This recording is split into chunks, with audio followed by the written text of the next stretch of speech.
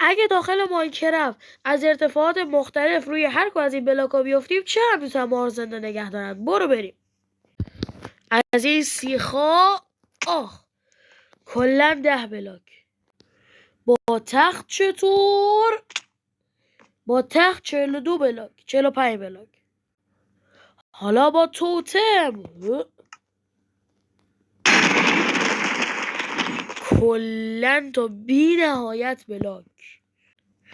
حالا اسلایم تا بی نهایت بلاک. حالا با آب تا بی نهایت بلاک. این دیگه چیه؟ چیه؟ پیج منه که. تو رو خدا پیجمو ساب کن 200 تاییشیم.